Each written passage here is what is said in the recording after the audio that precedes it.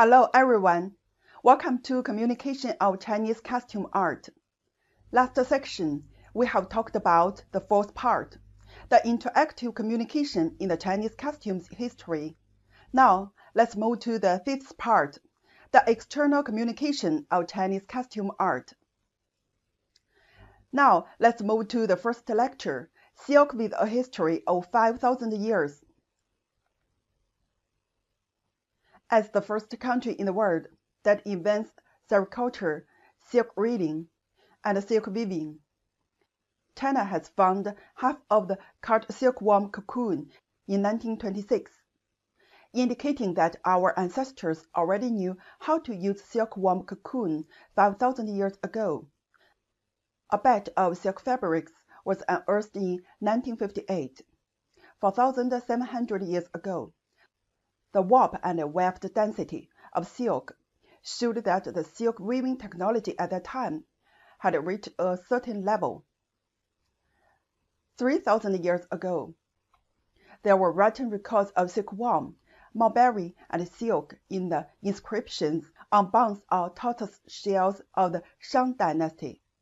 Silk fabric in China has long been an important export item and an important medium for economic and cultural exchanges between China and foreign countries. Because silk is unique to ancient China, many countries called China Silk Country. They wrote China as Shrik and the Chinese as Silser. These two words were transformed from surge. In the early days, due to the inconvenience of transportation, it was impossible to understand the real situation in distant countries. In the 1st century, Roman writer Pliny wrote in his Natural History, "The Ceres is the name of China. It's famous for the filaments produced in the woods. This kind of gray silk grows in trees. They soak the silk with water and combed it. Women sort the silk and weave it into silk fabrics, which is sold all over the world." Aristotle believed that silk came from a caterpillar. In short, they do not really understand what kind of material silk is. Because the silk weaving has the beauty of lightness, smoothness, transparency, and luster, merchants from many countries in ancient times did not hesitate to travel long distances and hard ships to exchange precious silk fabrics for China. According to records from the 5th and 6th century BC, China's silk fabrics began to spread to the west. This kind of soft and bright Chinese silk appeared in Europe and was extremely welcomed as something only found in heaven in Shenhua. According to a Western historical record, Julius Caesar of ancient Rome wore a Chinese silk robe to the theater. The people present were so envious of the dazzling imperial costume that they did not want to see the theater. They all focused on the imperial costume. The 4th century BC, Indian ancient book, The Laws of Manu, also has a record of bundles of Chinese silk. It is also known that Chinese silk was introduced to India relatively early. At the beginning of the 6th century, the Egyptian geographer Cosmas wrote in his book, The Customs of Christian Countries.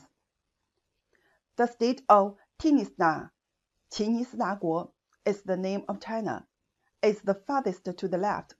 Silk goods passed through many countries by land and were transported to Persia. Silk was transported to ancient Rome, and its value was equal to that of gold. Roman rulers regarded silk as the supreme treasure. The aristocracy competed with each other in wearing Chinese silk clothing, believed it to be a symbol of nobility and fashion.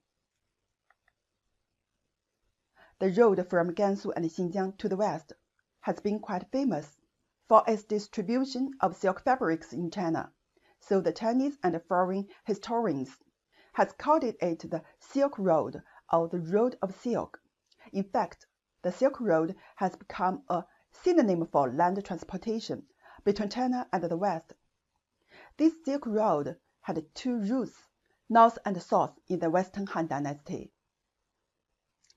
At the end of the Western Han Dynasty, a new north road was opened up.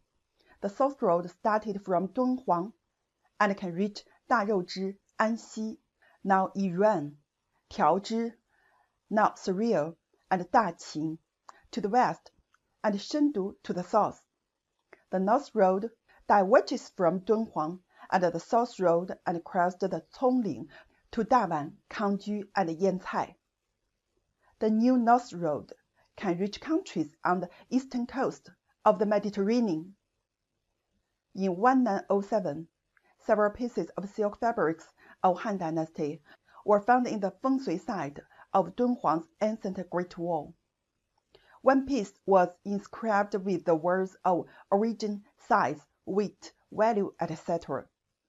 at the end, and the other piece was inscribed with ancient Indian Baltic enigma. This is the best example of being exported to the West. Besides the Silk Road across Eurasia mentioned above, our ancient working people also transported famous silk fabrics to Japan, South Asia, West Asia, North Africa, and other places by sea in the south. A large number of silk fabrics were unearthed along the ancient Silk Road. A large number of hand brocade and embroidery were found in the Bureau of the Ancient Xiongnu, an ancient nationality in China, in Yiruma, south of Lake Baikal, and in Minnusinsk, on the banks of the Yenisei River. Lingwenqi woven silk with diamond-shaped pattern of Han Dynasty was unearthed in Crimea. Silk Ling and Qi with Chinese characters in mind have been unearthed in Syria in Western Asia, and many silks from the Han and Tang dynasties in China have also been found in Iran, Italy, and some Mediterranean coast countries. A large number of silk fabrics of Han Dynasty were also unearthed in Mongolia and North Korea. In history, the friendship between the Chinese people and people from all over the world was as brilliant as beautiful silk. Okay, that's all the content of this course. The content of next course will be the spread of silk, wool weaving, and batik in Qing and Han dynasties. See you next course.